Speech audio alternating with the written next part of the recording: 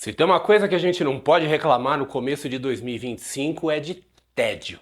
Temos Donald Trump assumindo seu segundo mandato nos Estados Unidos, caos fiscal no Brasil, fiscalização do Pix, que depois voltou para trás. E um desses acontecimentos que fica até meio pálido nesse contexto é a tributação dos fundos imobiliários de tijolo e dos fiagros, que foi anunciado agora em 16 de janeiro. É sobre isso que nós vamos falar. Você está no canal Investidor Cético, eu sou seu host André Massaro e onde houver certeza e convicção, eu estarei lá semeando a dúvida. Então já se inscreve no canal e vem junto comigo espalhar a dúvida por aí. Afinal, nessa vida nós só temos três certezas: a morte, os impostos, digas de passagem cada vez mais altos, e a certeza de que o governo vai fazer absolutamente tudo ao seu alcance para com o investidor. Mas dando o devido contexto, os fundos imobiliários, em particular os chamados fundos de tijolo, que investem em imóveis, não em títulos ligados a imóveis, são uma categoria de ativos de renda variável que veio ganhando uma razoável popularidade. Como a gente sabe muito bem, a renda variável no Brasil nunca foi super popular. Ela passa por momentos. Tem momentos em que tá na moda, todo mundo fala de bolsa. Mas de forma geral, o brasileiro típico tem uma percepção de risco meio estranha. Ele acha que a bolsa de valores é um cassino, que só tem sacanagem, só tem manipulação. Mas não hesita um segundo antes de colocar todo o dinheiro dele em jogatina online, pirâmide e coisas do gênero. Mas o ponto é que mais da metade dos brasileiros que investem em renda variável tem fundos imobiliários, sendo que uma parcela significativa desses investidores só tem fundos imobiliários. São os únicos ativos de renda variável que eles têm em carteira. Segundo a última edição da análise da evolução dos investidores do AB3 de março de 2024, 5,1 milhões de brasileiros investem em renda variável e desses 2,6 milhões em fundos imobiliários. Não seria um exagero dizer que os fundos imobiliários, pelas suas características de volatilidade mais baixa e renda recorrente, seriam a porta de entrada ideal para o investidor brasileiro no mundo da renda variável. É uma ideia que faz sentido, só que os fundos imobiliários não estão vivendo o seu melhor momento. Em 2024, o IFIX, que é o índice dos fundos imobiliários, caiu 5,89%. Não é uma queda espantosa, especialmente se a gente for comparar com ações. Mas ao longo do ano, essa queda chegou a mais de 13%, que já é uma queda de respeito, tendo uma recuperação expressiva nos últimos dias do ano que amorteceu a paulada. Vários fatores contribuíram para esse desempenho ruim, mas o destaque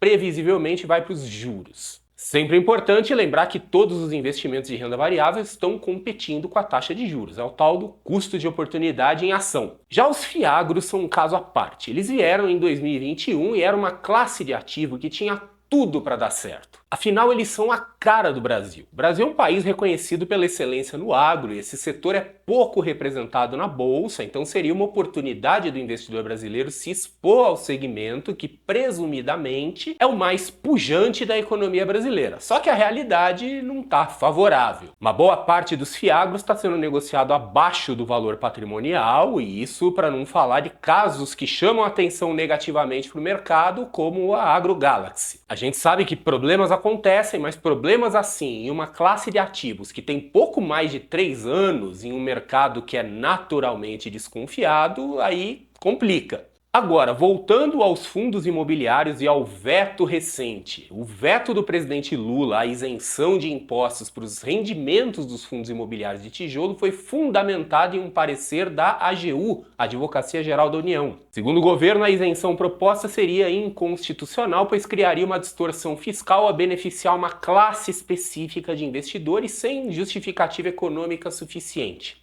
E é importante ressaltar, esse fim da isenção seria sobre os rendimentos dos fundos, não sobre os rendimentos dos investidores. Então a parte do imposto de renda segue como está, pelo menos por enquanto. Ninguém aí dá nenhuma ideia para o governo, por favor. Essa tributação deve ocorrer nos impostos internos dos fundos, que hoje não estão lá, mas vão ser substituídos pela contribuição sobre bens e serviços e pelo imposto sobre bens e serviços, que devem incidir sobre a receita operacional dos fundos, reduzindo a rentabilidade líquida. E esse movimento marca uma mudança significativa no mercado de fundos imobiliários que há anos desfrutavam de um ambiente fiscal favorável. Para os investidores, isso levanta questões importantes. Os Preços das cotas devem cair, ajustando os yields para níveis competitivos no novo cenário tributário? Será que essa desvalorização inicial pode abrir oportunidades para quem busca comprar barato e esperar por uma eventual recuperação? Essa tributação deve começar a partir de 2026 e, ao menos no momento dessa gravação, os detalhes e alíquotas ainda não são conhecidos, mas a expectativa é que isso seja resolvido em poucos dias. Aí sim o mercado vai ter condições de ajustar a precificação das cotas e os yields, o retorno, para a nova realidade. Ok, até aqui eu falei, muito bonito, mas o que fazer? Para quem já está nos fundos imobiliários, não há muito o que fazer concretamente falando. A recomendação é segurar firme e não entrar em pânico. Um investimento sem tributação passar a ser tributado é um risco sempre presente.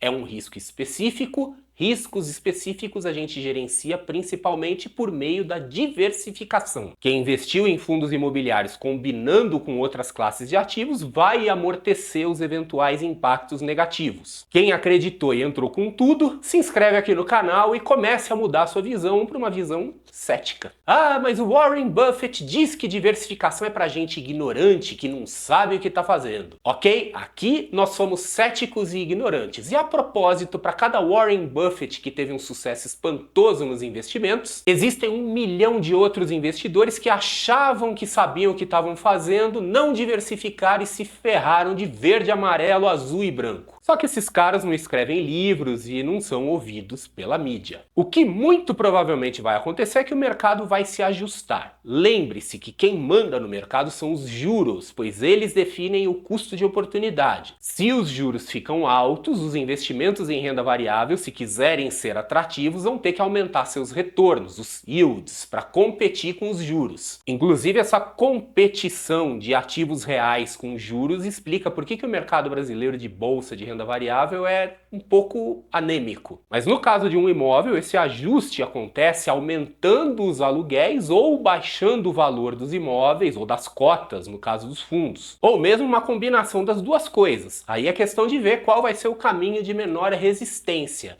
Se é baixar valores ou aumentar receitas. Deixando um pouco o ceticismo de lado e me permitindo um pouco de achismo, nas atuais circunstâncias econômicas eu não apostaria em aumentos reais nos aluguéis. Difícil acreditar que o mercado tenha condições de absorver isso do jeito que tá. Agora, para quem não tem fundos imobiliários ou tem, mas ainda tem bala na agulha, pode ser uma oportunidade de compra interessante depois que essas medidas forem adequadamente precificadas. Neste exato momento, os preços estão reagindo mais a boatos e expectativas do que a informações concretas e corretas. E a chance de uma derrubada desse veto sempre há, mas nesse momento parece pouco provável. Eu já vi alguns experts, influenciadores falando em contestar judicialmente ou mesmo em fazer algum tipo de campanha fazendo pressão em cima de congressistas. Eu acho isso complicado, olha o cético falando eu acho, porque o governo brasileiro e o povo brasileiro tem viés anti-investidor. Se você sair da bolha dos investidores e der uma olhada mais ampla nas redes sociais, você vai ver aquela coisa que a gente já sabe. Gente se referindo a investidores como rentistas, dizendo que tem mais é que se ferrar e coisas do gênero. São 2,6 milhões de investidores em fundos imobiliários com saldo mediano de R$ 2.600. Os congressistas têm muito mais a ganhar ecoando esse discursinho anti-investidor da maioria do que fazendo um esforço para defender um grupo tão pequeno e tão demonizado. Eu acho bacana, interessante a ideia dos investidores tentarem se mobilizar, mas eu sou cético com a efetividade disso e investir contando com a ajuda do governo nunca foi um bom negócio. Porém, para quem tem caixa, pode ser uma oportunidade, talvez não exatamente agora, mas quando se souber mais sobre como vai ser a tributação, de comprar fundos imobiliários em um cenário de máximo estresse, com juros altos e com tributação, naquela expectativa de que